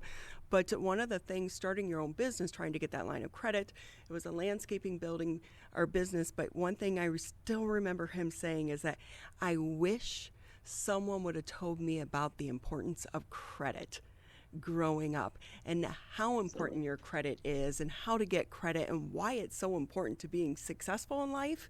And because it used to be you could get a credit card if you blinked your eye. All the college students were getting credit cards. That is not the way to go. It is not. And, credit is really, I always say credit is your financial power. And it's so many things that credit is used for that it wasn't even used for back in the day. Now you have to have a good credit score, really almost to get utilities. You have to have a great credit score to get employment. And so it's really, really important that we teach families the importance of it. And I agree with you. This is something that should have been taught really to high school students, and many families learn by trial and error. And so that's one of the things that we focus on at JVS, is having families be educated versus learning through trial and error. The importance of credit it's just huge, Ronnie, and I can't really stress enough to families to really take time to focus on your credit, because it really determines how much money you spend, right? The lower your credit scores is, the higher your interest rates are. And obviously, the higher the interest rate is, the more money you spend. And so we want to challenge families to, stop and take a look at your credit report. And a lot of families, they really tend to get caught up a little bit on the actual score itself. But we really dive deep in and to show families not to focus so much on the score, but focus on the credit that you have itself, and learning how to manage it, keeping it below that 30%, making your payments on time, keeping your utilization low, stop, applying for unnecessary credit cards, and I think, a lot of us have gone to the store and we get excited. We see that 25% off, you apply for this card, and in some of those cases, it can be a good thing for you, but many families don't understand the importance of really paying those bills off before the end of the month. And so they inquire a lot of interest. And so we want to really make sure that they're understanding that. Yeah. Those credit scores is really going to dictate, the amount of money you spend. And we want our families to spend less on the things that they want. So with that, how can people find out more about the program and other programs that you have going on? They can reach us on our website at jvshumanservices.org. We also have an intake line, which is 248 233-4299. And then they can also reach us at www.financialhelp@jvs.org as well. We also have a great program that is coming up soon here. It's kicking off on June 14th. It is our How to Get From Here to Home program, and it's in recognition of Homeownership Month, which is June. And we're going to really take 1 week, and we're going to dive into some deep topics. We're going to start with purchasing in a pandemic, and then we're going to wrap up with an amazing lunch and learn, which participants can log into our Zoom webinars and really get information from the experts. We're going to have we'll have realtors available. We'll have some home inspectors that are available that can talk to people about some of the things they find in homes that they maybe want to purchase. We're going to have some credit experts and originators there as well. It's going to really be a great week of information to learn about not only just purchasing a home, but also credit and managing money and budgeting and all those things that are really important to families. It's such an important resource and a great resource that's right here available to so many of us. So please take advantage of that. Laltsha, we so appreciate your time with us today. Thank you so much, and thank you for having me. I appreciate giving this opportunity to really spotlight some of the programs that we have for the community. Most definitely. JVSHumanServices.org. You can find out more about this program and so many other great programs that they have over there at JVS. We'll take a quick break here on the Megacast, and when we come back, the superintendent for Avondale School District will be with us here on the Megacast. Today, it is easier than ever to join Michigan's Organ Donor Registry and help build a bridge of hope for organ, tissue, and eye donation. Just one person can potentially save or help improve the lives of up to 75 people. By joining, your legacy could be the gift of life. Sign up today at michigan.gov/SOS or at any of the more than 145 Secretary of State self-service stations located across Michigan. Be part of Michigan's Bridge of Hope by adding your name to the Organ Donor Registry. Great to have you with us here on the Megacast. I'm Ronnie Dahl here in the home studios. No, the real studios. I'm not home. I'm wishing I was home. Aren't we all? It was a little bit easier to be sitting at home in your gym shorts or your slippers. I'm sure. I wouldn't know. I do miss my candle burning. Yeah, I had the one that smelled like the ocean. Yeah, the studio definitely is not smelling like the ocean, but it smells like a TV studio. So with that, as a reminder, Tyler and I are here Monday through Friday, 10 a.m. until noon. You can always catch previous episodes of the Megacast. Just go to civiccentertv.com, click on Megacast, or if you don't have the time to hang out for 2 hours, you can always just click the on-demand section and catch the individual interviews. It's been a crazy year for so many of our school districts. Hopefully, we're coming on the back end of this pandemic, but what's so hard right now, so many of the kids still cannot be vaccinated. Talk about that and so much more. Let's bring in James Schwarz. He's the superintendent over at Avondale School District. Great to have you with us again, Superintendent. How are you? Yeah, great. Thank you for having me. So it's been quite the year. I feel like as we have these conversations, it's like, you're pulling forward, coming back, pulling forward. What do you think is going to be the future? Because what's so hard is adults, we feel like we're starting to get back to somewhat of a normal life. Vaccinated people, you don't have to wear a mask. Outdoor capacity limits are being lifted. But what's it like to be a superintendent and have so many kids that can't be vaccinated? Well, we're still playing it cautious in terms of, we're still in alignment with what the recommendations of the CDC and the MDHHS are currently. So students are still with masks indoors. Outdoors, it's optional, but indoors it still remains for masks until the end of our school year. And then we will kind of analyze where we're at that point as we approach summer school and beyond. Certainly right now we have the ability for 12-year-olds and up to receive the vaccination. We've had several clinics in the district at our schools available the last couple of weeks for folks to come in and get vaccinated. And many have taken up on that invitation. And so, we're hopeful that as summer progresses, that more and more folks will receive their vaccinations, and that certainly by the time we roll around to when school starts back up in the fall, that students of younger ages than 12 will have the ability to be vaccinated. And that then certainly, I believe, would change the protocols by which they would have to be masked indoors and so on. So, we're planning right now to have, quote unquote, a normal year next year, that being, full in-seat sessions, no masks. We're planning the fall as a normal school year would be. So, and we're hopeful to that end. And the indications are showing that can be a reality.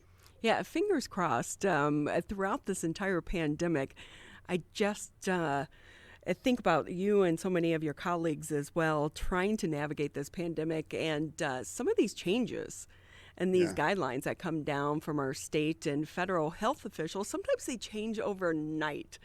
Not so hard to implement when you're dealing with thousands of individuals.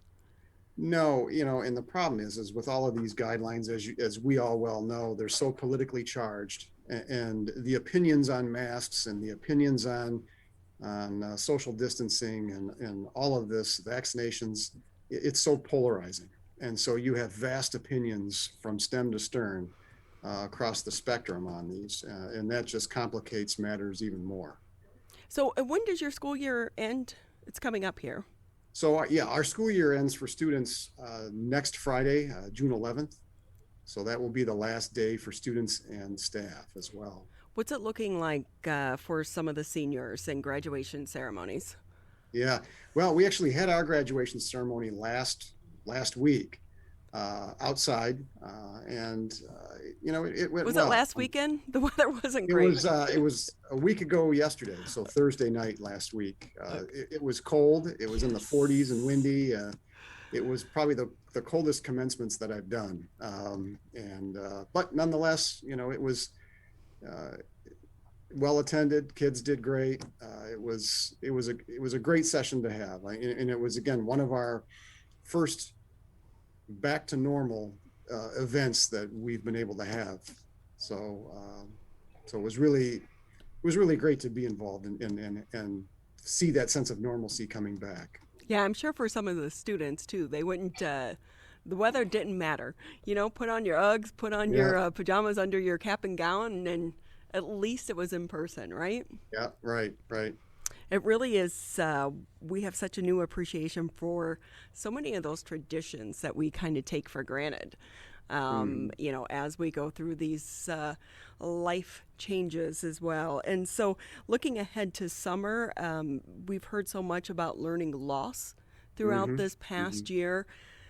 Summer programs, are they happening? I would imagine yes. Oh, yeah. So we have summer school or summer camps. The combination thereof is all starting really the Monday after kids get out. So kids are out next Friday, the 11th. Summer school starts the 14th. So there's really no break in the action between moving from the school year into summer school. And that summer school stretches right from that point to the week before school starts in August. So we have a pretty robust summer school planned for all grade levels.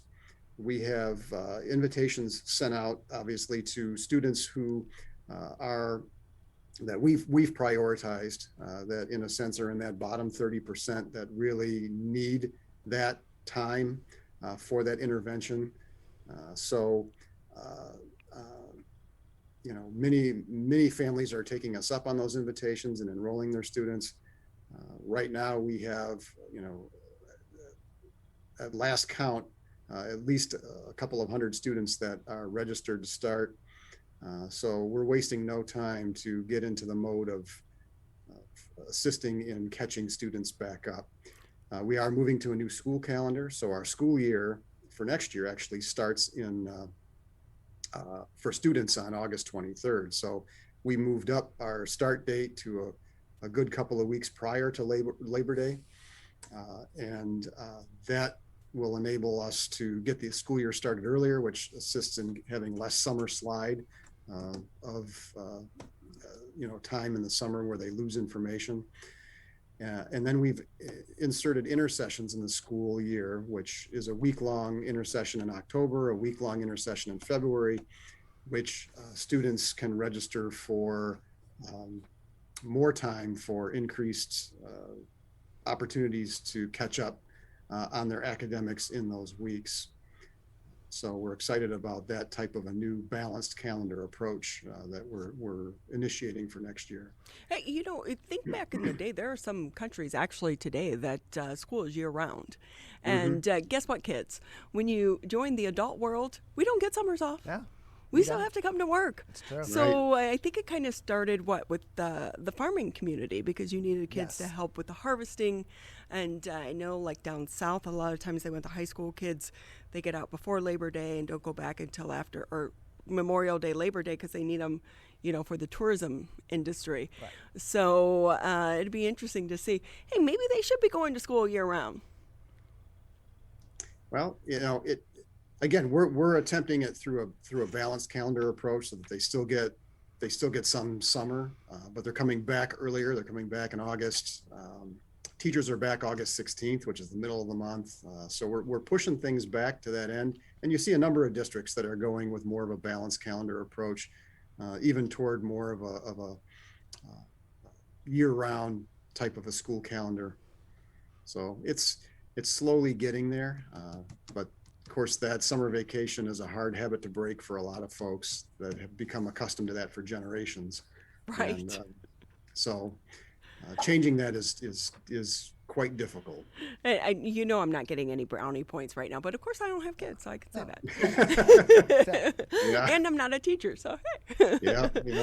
So with that, Superintendent, as well, if we can kind of look ahead, so many kids have found out that they do better remotely. Will you have any type of remote program that stays in place at all? Because you guys have pretty much been back in school, right? We've been back in school in seat since March. With virtual, we still have families that are entirely virtual, that they've preferred to stay that way. So next year, we do look to be offering some virtual opportunities for families that still want to go in that direction because, they've had success in the current paradigm of being remote and want to continue that, and it's convenient for their family to do so. So we will continue that. It will be a different format, however. It won't be the same type of remote that we've run through this year, and partly because the state is changing the pupil accounting rules around virtual instruction. So you're not going to be able to continue the same type of remote that folks were on this year during the pandemic. So remote will take a little different look.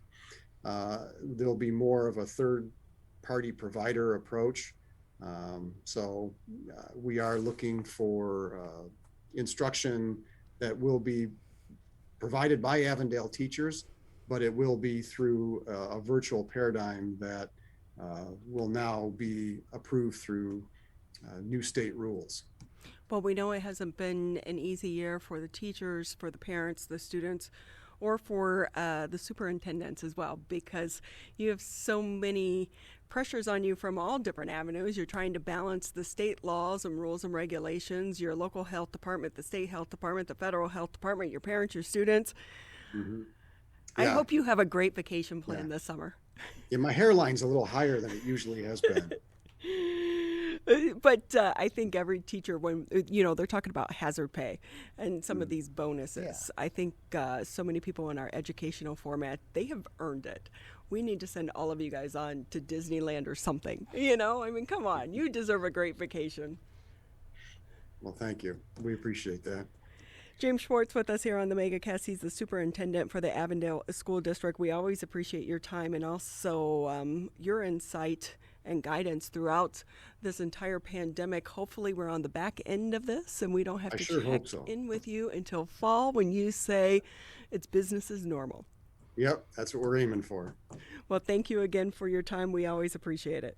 Yeah, thank you so much. I appreciate the invitation. We'll take a quick break here on the Megacast.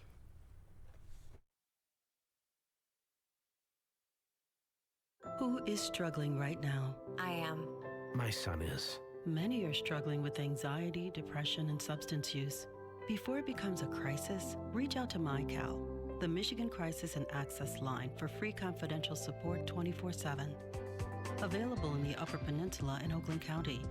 Just call or text 1-844-44-MyCal or chat online at michigan.gov/MyCal. A message from the Michigan Department of Health and Human Services. Motorcyclists are hard to see. To keep everyone safer, it's important to always look for them and know where most crashes occur. 84% of motorcycle and vehicle crashes happen on streets, not highways. And most crashes with motorcyclists occur when vehicle drivers are turning left. So before turning, especially to the left, make sure you look for motorcyclists. Then look again. It could save a life.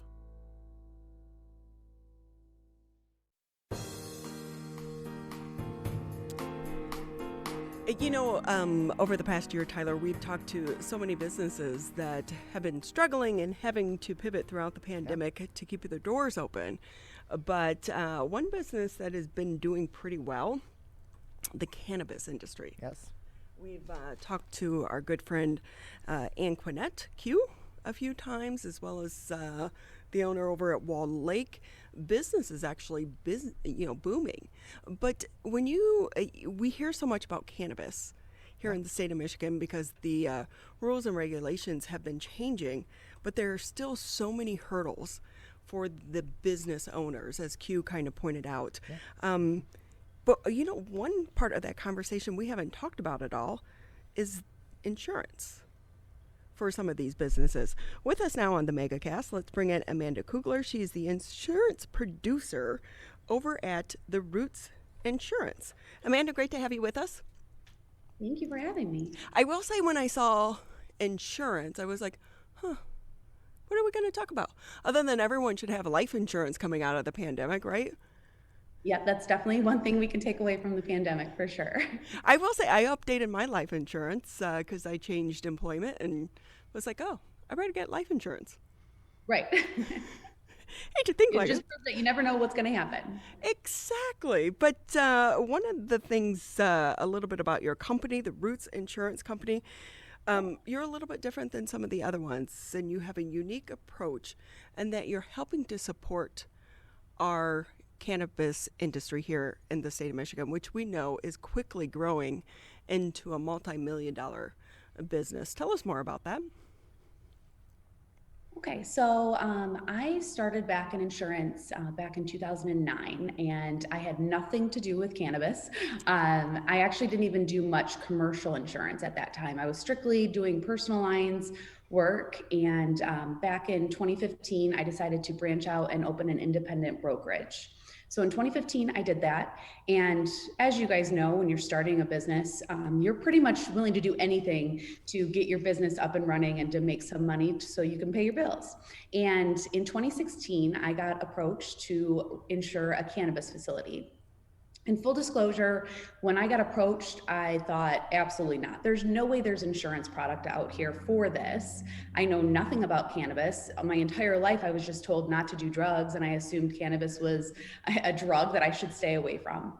However, as a new business owner looking to grow, I did a little bit of research, and I flew myself out to Denver, and I sat in a master's insurance class. And I listened to adjusters, I listened to actuarials and other insurance agents out of Colorado who had been insuring cannabis facilities since 2009. And I realized that here in Michigan, it was a great opportunity for myself as an agency owner to dabble in an industry that I had never been a part of before. And also to be there to support these business owners as they're going through an extremely highly regulated industry. And I can be a resource for them if I just educated myself on the facilities that I was insuring and the regulation that was required, both from an application and licensing standpoint, but also from an insurance standpoint. And that's what I did. I educated myself. I learned about markets. I learned about policy form. I learned about facilities. I walked through facilities. I joined networking groups, and I became pretty educated in the cannabis industry. It was such a smart move as well, because now the cannabis industry in the state of Michigan is really starting to take off. But we do know there are still so many hurdles for some of these business owners. And, we still know that in the eyes of the federal law, it's illegal. So does that put, a few wrenches in how you approach trying to insure some of these businesses? Yeah, absolutely. So some of the areas that the federal regulation affects us with insuring them is, number one, the limited markets that we have for the clients. A lot of the insurance companies view the federal regulation as no protection for them. And so they are not willing to jump into the space to offer insurance for licensees. So that is our biggest hurdle right there, is getting adequate coverage at affordable pricing and having a lot of different options for our clients. We just don't have that right now. If a client comes to me and they want coverage, I have maybe 5 markets that I can go to versus a standard business. I could have 20 to 25 markets that I could go to and really get competitive pricing and coverage. The next piece is insuring cash.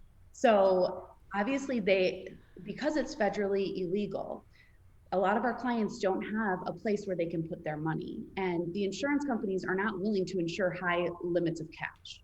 So if a client of mine has $1 million in cash sitting in their facility before they deposit it to the bank, a lot of that is uninsured. And so that's a big risk and exposure for our clients. So hopefully as federal regulations get passed and it becomes federally legal, we can address some of those major issues for our clients. Yeah, because what we are seeing, especially here in Metro Detroit, is there are so many break-ins. For some of these, facilities. I know that Q's place in Detroit had been broken into, but so many others as well, because they just assume there's going to be cash inside. Yeah, and most of the time they're not even getting cash. So the MRA has done a really good job of setting very strict security requirements of these facilities. So our number one claim that we're seeing, we call them a smash and grab, where they're taking a vehicle through a building like Q and grabbing as much as they can. And most of our clients are pretty smart. They're not just leaving cash out. They're putting that in a secured facility. And by the time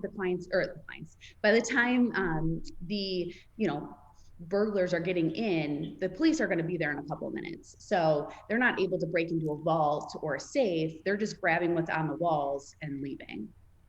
And so with that, do you anticipate, though, that your business is going to continue to grow? I mean, did it slow down during the pandemic, or have you remained busy?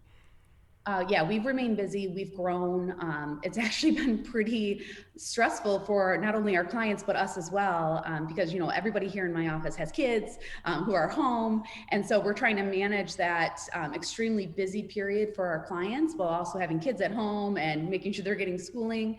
But yeah, we did not see a slowdown. If anything, because the state started to allow for delivery, we had a lot of our clients who were purchasing commercial vehicles or who were implementing a delivery program, and we needed to make sure that we were there for our clients to accurately insure that new exposure.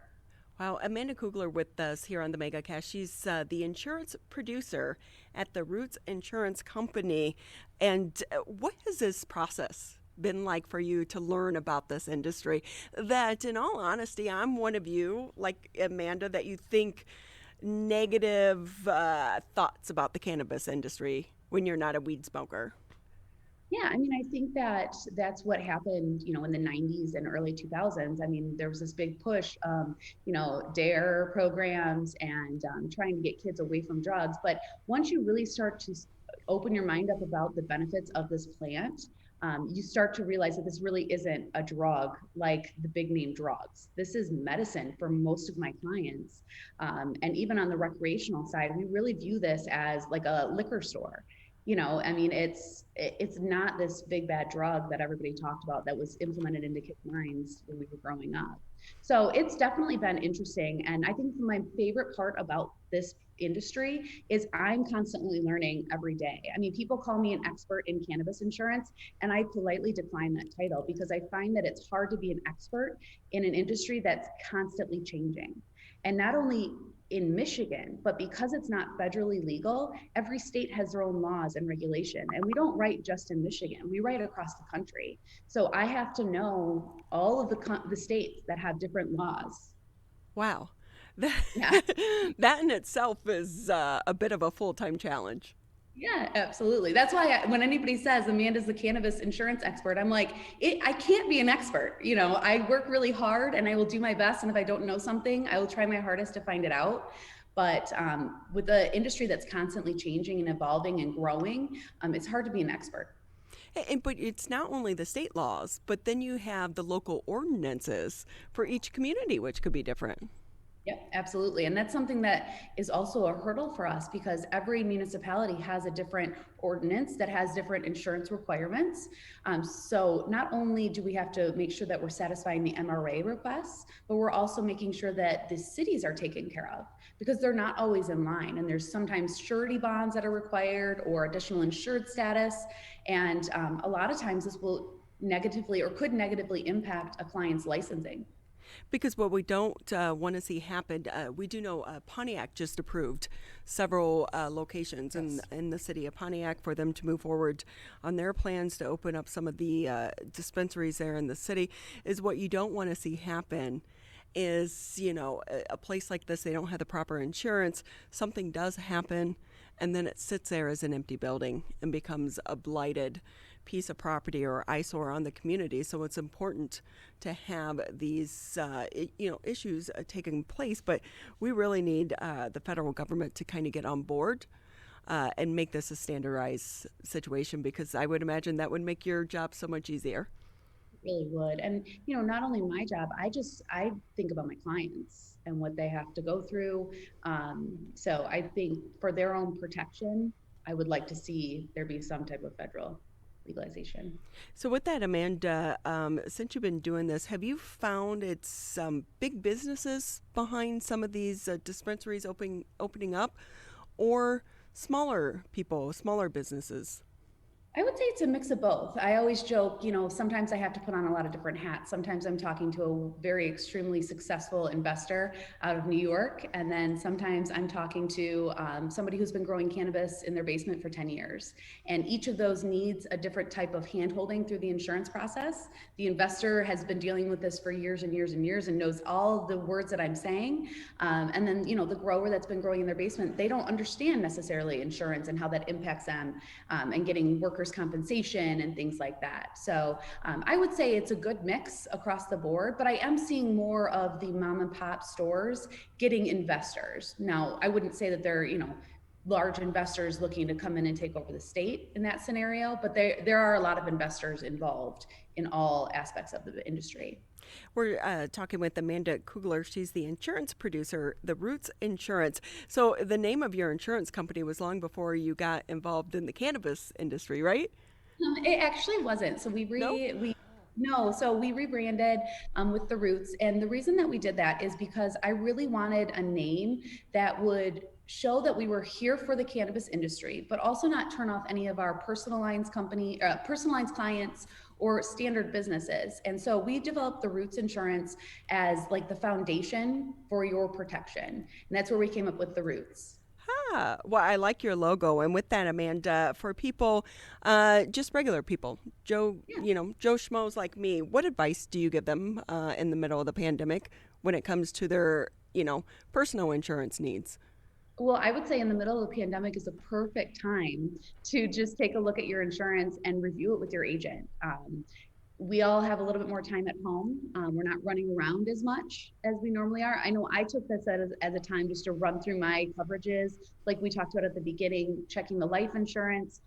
The umbrella is a big piece. We're starting to see more and more lawsuits come. I've had a couple clients with dog bites or their dog bit their neighbor. It's not a bad idea to check on your liability limits, make sure that they're adequate. And if you need more coverage, umbrella policies are extremely affordable. And that just gives you an extra layer of $1 million, $2 million in liability coverage in the event that that lawsuit does come up. So important, things we don't think about until we need them. And like you said, we're all home now. Make sure you have your homeowner's insurance up to date. I know for us, it was the flood. Which came down, took over a year. 2014? That one? Yeah, no. We had a bathroom flood, and then it went down into the office. And trying to get contractors right now. It took about a year to get everything. That's not a good time to have a home insurance claim. No, it really isn't. But Amanda, it's been great talking to you. We so appreciate your insight and really your support for the cannabis industry here in the state of Michigan, because it's going to continue to grow. It is. Yep, we're excited. Thank you again, Amanda Kugler, with us, the insurance producer over at the Roots Insurance. With that is going to wrap it up for the Friday edition of the Megacast. We'll be back here bright and early Monday morning. Have a happy weekend, everyone.